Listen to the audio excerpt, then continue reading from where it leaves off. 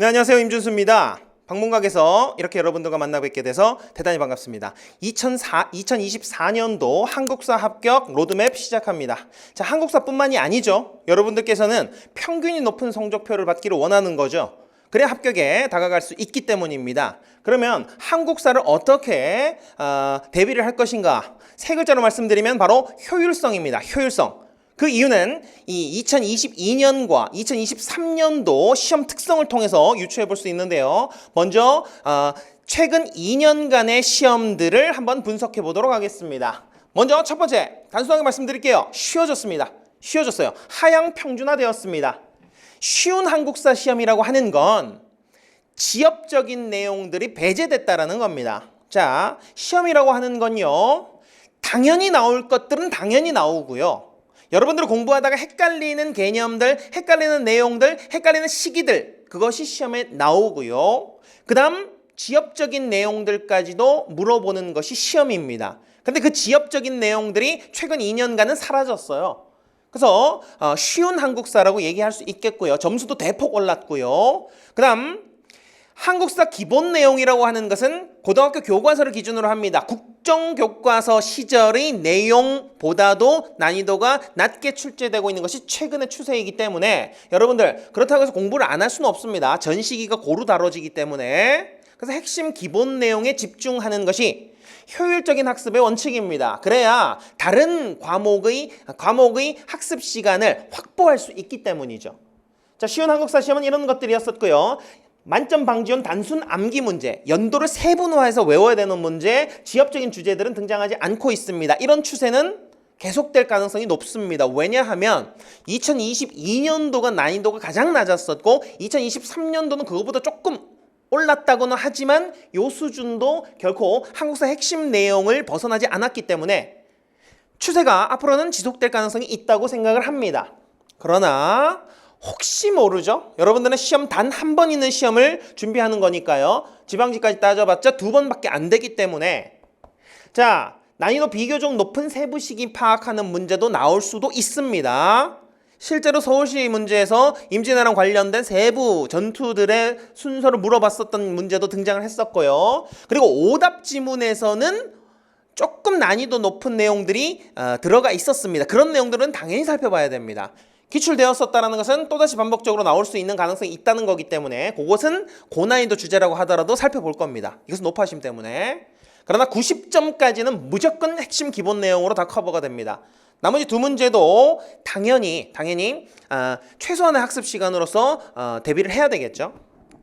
자, 두 번째, 출제 시기 그리고 주제 분포는 기존의 시험과 거의 비슷합니다. 근현대사가 8문제로 조금 늘어났다고는 하지만 이것도 충분히 예상 가능한 범위였어요. 그리고 모든 시기가 고루 출제됩니다. 한 시기도 버릴 시기는 없어요. 즉, 자, 지금의 한국사 시험은요, 깊이 때문에 어려워진 것이 아니고 넓이가 넓어서 폭이 넓기 때문에 공부할 분량이 많아서 어려운 시험이에요. 그럼 어떻게 해서 효율적으로 나올 것들만 따닥 살펴보고 효율적으로 복습을 하느냐, 그것이 관건 되겠습니다. 그리고 정치사가 압도적으로 많기 때문에 정치사를 중심으로 할 겁니다. 15문제는 정치사라고 해도 돼요. 그리고 사회, 경제, 문화사, 인물사, 주제사, 유네스코 유산 이런 것들을 보완한다면 충분히 만점을 대비할 수 있습니다. 아니, 만점을 맞아야만 됩니다. 완강만 하시면. 자, 지금 노량진에 최다 합격생 배출하신 분들이 많이 있습니다. 그런데 그분들의 이면을 들여다보면 수강생이 많아서 당연히 많으니까 확률상 합격생이 많은 거죠. 최다 불합격자 배출도 그분들이에요. 왜냐면 수강생이 많기 때문이죠. 자, 여러분, 이게 무슨 말이냐? 그리고 합격자를 많이 배출하신 선생님들도 완강 비율을 보면은 한 몇 퍼센트 정도 될 것 같습니까? 30% 미만입니다. 절반 이하가 완강을 한다는 거예요. 그 강의를 다 못 따라간다는 겁니다. 아시겠죠? 그래서 여러분들은 돈 허비하시지 마시고 완강이 쉬운 그리고 짧고 간결한 그런 강의를 따라오셔야 됩니다.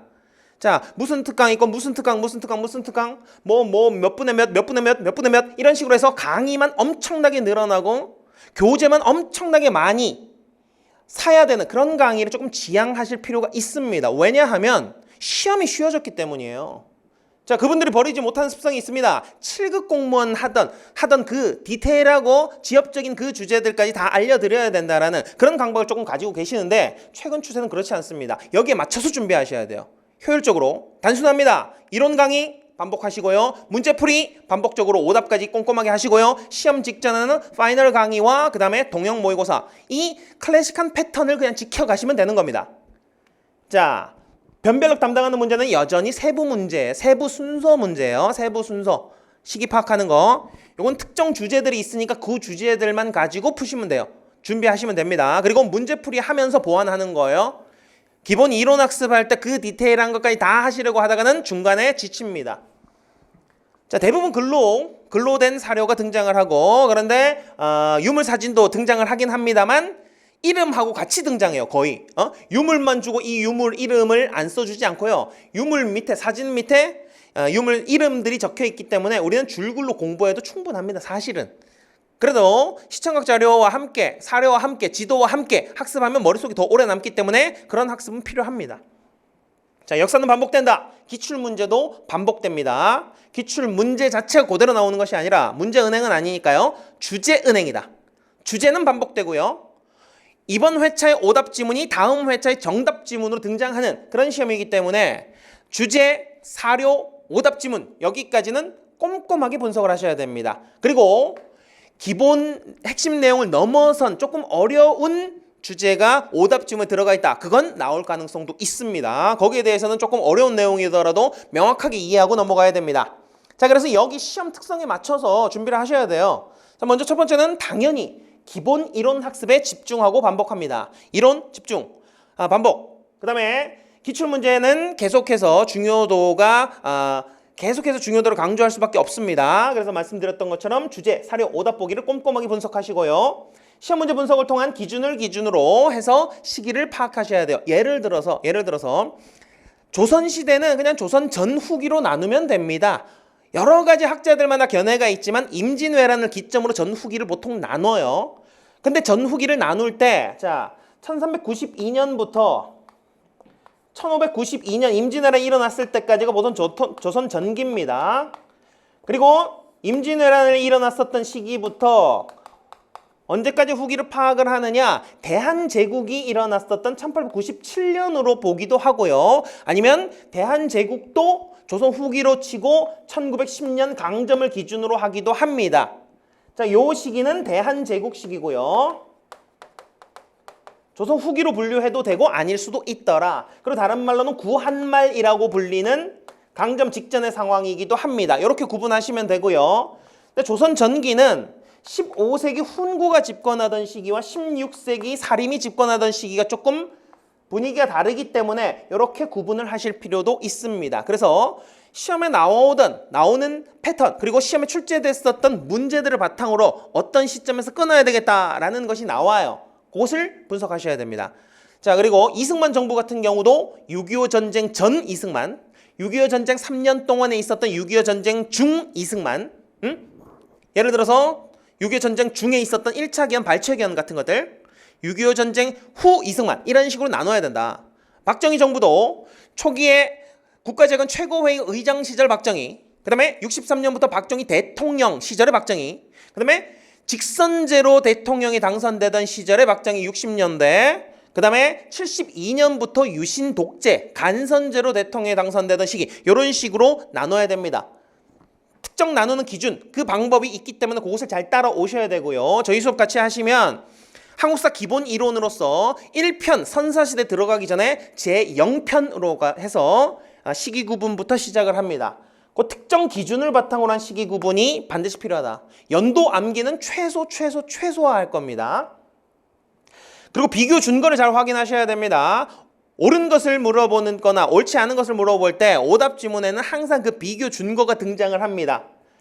고려를 물어본 문제에서 오답은 조선이 될 가능성이 있고요. 지방행정이나 중앙통치 조직들이 대비가 되기 때문에 사회도 마찬가지 대비가 되기 때문에 과거 시험도 구분이 되겠죠. 인물도 비교할 인물들이 있고요. 사건도 비교할 사건들이 있습니다. 그래서 항상 여러분들 이론학습의 마지막은 표로 비교를 하는 걸로 끝을 내셔야 돼요. 그 다음 객관식스러운 암기가 필요하다. 객관식스러운 암기라고 하는 것은 모든 것들을 풀네임을 외울 필요가 없다는 겁니다. 풀네임을 외울 필요가 없어요. 자, 객관식스러운 암기가 필요하다. 예를 들어서 천상열차 분야지도라고 하는 별자리 지도가 있습니다. 그러면 천상과 분야 지도만 외운다면 이거 별자리 지도다. 고구려 천문도에 새겨져 있었던 별자리를 돌에 새긴 거, 태조 때 만들어진 거. 혼일 강리 역대 국대 지도, 혼일 강리 역대 국도 지도가 있는데 이것은 온 세상 지도니까 이것은 세계 지도다. 뭐 이런 식으로 외우는 거죠. 자, 이모군란 누가 진압합니까? 청나라가 진압했다 그러면 청나라한테 뭔가를 넘겨줘야 되겠죠. 조청 간에 상민수륙 무역장정인데 상민은 상거래에 대한 수륙이 있고요. 이거 필요 없고 이것만 보시면 됩니다. 청나라와의 관계에서 수륙, 내륙으로 진출했네. 내륙으로 들어올 수 있는 한성과 양화진의 점포를 개설했었다. 조청, 수륙 이렇게 보시면 됩니다. 주요한 키워드를 가지고 암기하는 이런 객관식스러운 암기가 필요합니다. 사람 이름 당연히 외워야 됩니다. 제가 이렇게 얘기를 합니다만 딱 보세요. 준수하죠? 네, 임준수입니다. 이렇게 얘기하지만 말도 안 되는 암기 방법이죠. 이런 식으로 외우셔야 돼요. 신미양요 때 아메리카가 쳐들어왔을 때 누가 막았냐? 어재현이 막았다. 아메리카, 어재현 이런 식으로 말도 안 되는 연결 방법이지만 머릿속에 남는 그런 객관식스러운 암기 방법들을 쓸 필요가 있더라. 이해되나요? 자, 그러면 한국사 만점과 시험 합격. 시험 합격이 더 중요하죠. 한국사 만점보다. 한국사 만점 맞는다고 시험 합격하는 건 아니니까요. 효율적으로 시간을 분배해서 다른 과목의 학습 시간을 절대적으로 확보할 수 있는 그런 수험생활이 되기 위해서 좋은 강의를 잘 고르셔야 됩니다. 첫 번째는 최근 출제 경향을 반영해야 돼요. 쉽게 가르쳐야 됩니다. 자, 그리고 완강이 쉬워야 됩니다. 짧고 간결하고 핵심만 전달을 하셔야 됩니다. 그래서 강의 수가 지나치게 많다. 지나치게 좁은 것도 뭐 부실할 수가 있지만 합격을 위한 최소한의 시간은 정해져 있습니다. 어느 정도는 학습 시간이 확보가 돼야 되지만 지나치게 방대하다. 그래서 완강이 어렵다. 엄두가 안 난다. 그런 강의는 좀 배제를 하시는 것이 방법이 되겠습니다. 그리고 반복학습이 이루어져야 돼요. 무조건 반복학습과 그다음에 점검, 이론학습과 함께 문제풀이, 점검이 같이 이루어져야 됩니다. 그리고 스토리텔링을 통해서 이거 다 하시는 거예요. 장기기억에 도움을 주셔야 됩니다. 그리고 객관식스러운 암기를 할 수 있는 팁들이 자기하고 맞아야 되고요. 자기하고 맞아야 되고 그리고 수험생활을 하는 와중에 이게 1년이라는 장기 프로젝트이기 때문에 수험생활을 하는 와중에 내가 잘 준비하고 있구나. 맞아. 이런 식으로 해서 기출문제 풀어봤더니 다른 문제가 나와도 풀 수 있을 것 같아. 스스로가 안심될 수 있는 그런 강의를 찾으셔야 됩니다. 자, 여러분 잘 준비하시고 좋은 선생님, 좋은 강의 선택하셔서 여러분들 원하는 결과를 얻으셔야만 합니다. 그러기 위해서 합격 로드맵을 말씀드리도록 하겠습니다. 심플스 베스트. 이게 뭡니까? 지나치게 많은 강의가 필요 없습니다. 이론학습 반복적으로 그리고 문제풀이, 오답 분석 반복적으로 그리고 직전 파이널 요 단순한 구조로 진행을 합니다. 핵심은 완강이니까요. 그리고 반복이니까요. 여러 특강들 필요 없습니다. 구조 단순합니다. 이론학습 2차례 진행됩니다. 첫 번째는 시대사로 통시대사로 시작부터 끝까지 쭉 진행을 할 겁니다. 그리고 주제사로서 비교 분석을 할 겁니다. 주제사. 예를 들어서 중앙통치체제다. 그러면 고구려 백제 신라부터 시작해서 고려, 조선, 전후기 변화까지 다 같이 같은 주제에서 여러 시기를 비교할 겁니다. 이렇게 2차례가 이어지고요. 나머지는 계속해서 이 주제 비교로서 학습을 하셔야 됩니다. 비교표로. 그 다음에 문제풀이는 기출문제와 단원별 풀이로 이어지게 됩니다. 단원별 풀이를 하면 본인이 약한 파트가 등장을 하겠죠. 그 파트에 대해서 집중적으로 문제풀이를 해주시면 되겠고요. 시험 앞두고는 파이널 특강과 내용 확인이죠. 이것도. 그 다음에 동형 모의고사가 필요합니다. 동형 모의고사란 제가 올려드린 기출문제 분석 강의를 보시면 아시겠지만 이번 회차의 오답 지문이 다음 회차의 정답 지문 등장을 하고요. 이번 회차의 문제 형식이 다음 회차에 그대로 등장을 하는 것이 지금 추세입니다. 그렇기 때문에 1번이 답이 되었었던 기출문제가 있다면 동형 모의고사 3개를 풀어야 됩니다. 2번이 답인 사료가 들어간 문제, 3번이 답인 사료가 제시된 동형 문제, 4번이 답이 되는 사료가 들어가 있는 동형 문제 이렇게 해서 기출문제 하나당 3개의 동형 문제 풀이까지 진행이 되어야 합니다. 이렇게 반복적으로 학습을 할 겁니다. 이론, 문제, 파이널. 자, 핵심은 뭐다? 완강, 그리고 반복 학습입니다. 저희 1년 프로젝트를 보시면 7, 8월 달에 이론 강의 시작되고요. 시대사로 진행되고 그다음 주제사로 비교하면서 반복을 할 거고요. 그다음 기출 문제풀이인데 문제풀이 그치지 않습니다. 문제 한 문제 풀 때마다 이론 학습이 반복이 되겠죠. 그다음에 단원별 문제풀이도 마찬가지로 이론 학습이 반복이 됩니다. 그리고 수시로 들어가는 사료 특강이라든지 암기 특강, 여러분들이 좀 힘들어하는 파트를 제가 주제 잡아서 특강 진행해 드리도록 하겠습니다. 인물사 특강, 지역사 특강 등등등 추가됩니다. 계속해서. 자, 그리고 3, 4월 대비해서 국가직 동형 모의고사 파이널. 그 다음에 6월 달에 있는 지방직 대비된 마찬가지 패턴입니다. 단순합니다. 함께 하시면 합격을 위해서 필요한 모든 것들을 다 준비할 수 있는 강의로 구성을 해놨습니다. 자, 여러분들이 원하는 건 합격입니다. 한국사 만점이 아니고요. 그리고 1차뿐만 아니라 2차 최종 합격입니다. 그 합격을 위해서 시간 분배를 잘 하셔야 됩니다. 그 효율적인 준비를 함께 하도록 하겠습니다. 네, 고생하셨습니다.